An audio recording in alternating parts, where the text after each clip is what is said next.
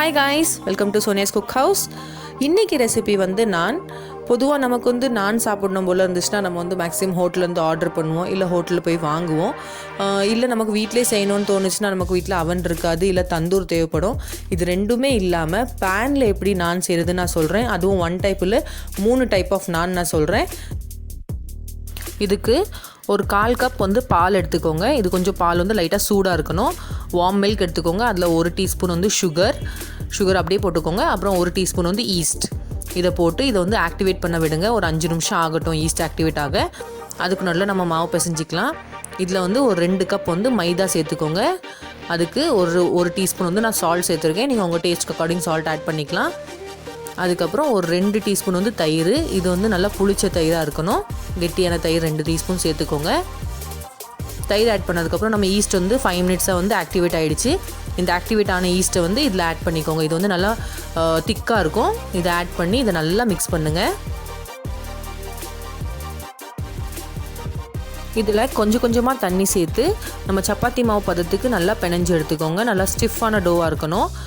நீங்கள் வந்து ஹெல்த்தியாக வேணும்னா நீங்கள் இதில் வந்து கோதுமை மாவு கூட யூஸ் பண்ணிக்கலாம். இது சேம் ப்ரொசீஜர் தான். இது நல்லா பிணைஞ்சாச்சு. இதை வந்து நல்லா மூடி போட்டு ஒரு 2 மணி நேரத்துக்கு இதை ரெஸ்ட் விடுங்க. இந்த மாவு அதுக்குள்ளே வந்து டபுள் ஆயிரும். பாருங்கள், நான் ஹாஃப் போல் தான் வச்சுருந்தேன். இது வந்து மேலே வரைக்கும் ரேஸ் ஆகிருக்கு. உள்ளே வந்து ஏர் ஃபில் ஆகிருக்கும். அந்த ஏர் எல்லாத்தையும் ரிமூவ் பண்ணிடுங்க. நல்லா பஞ்ச் பண்ணி ரிமூவ் பண்ணிவிட்டு திரும்ப ஒரு 5 மினிட்ஸ் வந்து டோ வந்து நல்லா நீட் பண்ணுங்கள். இதை நல்லா பிணைஞ்சி விடுங்க. ஏன்னா வந்து டோ நல்லா பிசுப்பாக இருக்கும்.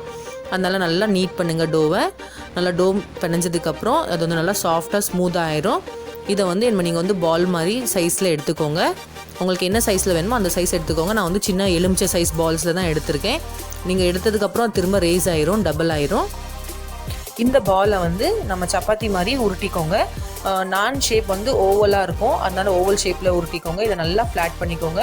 ரொம்ப திக்காகவும் இருக்கக்கூடாது, அதே அளவுக்கு ரொம்ப தின்னாகவும் இருக்கக்கூடாது. நான் ஃபஸ்ட்டு வந்து பிளெயின் நான் செஞ்சு காமிக்கிறேன். இது இப்படியே நல்லா ரோல் பண்ணி விட்டால் போதும். இதை வந்து தனியாக எடுத்து வச்சுருங்க. நம்மளோட பிளெயின் நான் ரெடி ஆகிடுச்சு.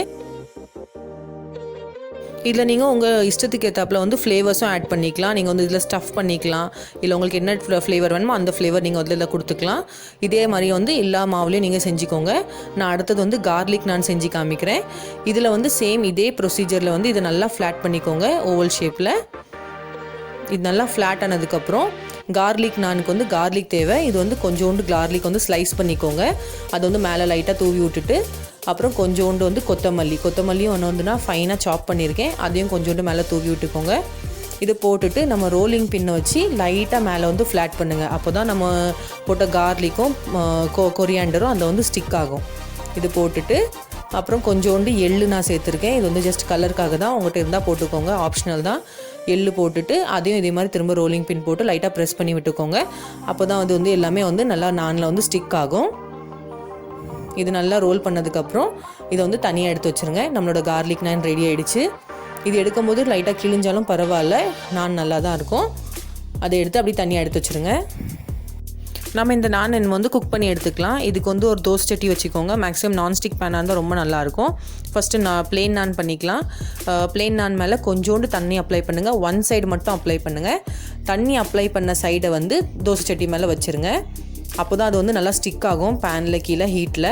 அது ஸ்டிக் ஆனதுக்கப்புறம் ஒரு 2 மினிட்ஸ் இதை குக் பண்ணுங்கள் ஒன் சைடு. நீங்கள் கீழே குக் பண்ணும்போது இது மேலே வந்து பபிள்ஸ் வர ஆரம்பிச்சிடும். அந்த டைம் வந்து பேனை திருப்பி போட்டு டைரெக்ட் ஃப்ளேம் ஹீட் கொடுங்க. அப்போ தான் வந்து அதில் லைட்டாக அந்த சார்கோல் மார்க்ஸ்லாம் விழும். நல்லா ப்ரௌன் கலரில் கருப்பு கலரில் ஆகும். அது பார்க்க நல்லாயிருக்கும். இது நல்லா குக் ஆனதுக்கப்புறம் இது வந்து எடுத்து வச்சுருங்க. இதே ப்ரொசீஜரில் தான் எல்லாத்தையும் பண்ணுவோம். இப்போ இந்த பிளெயின் நான் நம்ம பண்ணி முடிச்சிட்டோம். நான் அடுத்த நான் வந்து பட்டர் நான் போடுறேன். நம்ம பிளெயின் நான் மேலே கொஞ்சோண்டு பட்டர் அப்ளை பண்ணிக்கோங்க. நம்மளோட பட்டர் நான் ரெடி ஆயிரும். என்னோடய நான் எவ்வளோ ஃப்ளஃபியாக இருக்குதுன்னு பாருங்கள். நம்மளோட பட்டர் நான் ரெடி ஆகிடுச்சு.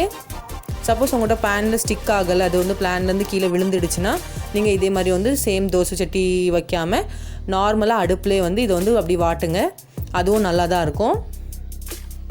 நம்ம இதுக்கு அடுத்து வந்து கார்லிக் நான் பண்ணிக்கலாம். அதே ப்ரொசீஜரில் கீழே தண்ணி ஒட்டிட்டு கார்லிக் நானை வந்து மேலே ஸ்டிக் பண்ணிக்கோங்க. ஒரு 2 மினிட்ஸ் கீழே குக் பண்ணுங்கள். அதுக்கப்புறம் திரும்ப ரொட்டேட் பண்ணி மேலே குக் பண்ணுங்கள். அது மேலே குக் பண்ணும்போது அந்த கார்லிக் ஃப்ளேவர்லாம் வரும்.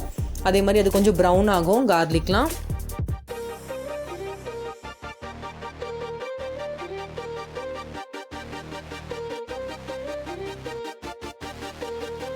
2 மினிட்ஸ் நல்லா குக் பண்ணதுக்கப்புறம் அந்த கார்லிக் நான் மேலே ஃபுல்லாக வந்து நல்லா ப்ரௌன் கலர் ஆயிரும்.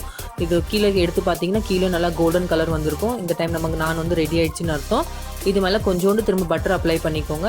இந்த பட்டர் அப்ளை பண்ணும்போது நான் வந்து நல்லா ஃப்ரெஷ்ஷாகவும் இருக்கும், நல்லா சாஃப்டாகவும் இருக்கும். நம்மளோட கார்லிக் பட்டர் நான் ரெடி ஆகிடுச்சு. இதே மாதிரி நீங்கள் வந்து எல்லா நானும் பண்ணி எடுத்துக்கலாம். இது வெஜ் கிரேவி, நான்வெஜ் கிரேவி எல்லாத்துக்குமே ஒரு பர்ஃபெக்டான காம்பினேஷனாக இருக்கும். இந்த ரெசிபி கண்டிப்பாக உங்கள் வீட்டில் ட்ரை பண்ணுங்கள். உங்கள்கிட்ட ஈஸ்ட் இல்லைனா நீங்கள் வந்து இதுக்கு பதிலாக தயிர் கூட யூஸ் பண்ணிக்கலாம், அதுவும் நல்லா தான் வரும்.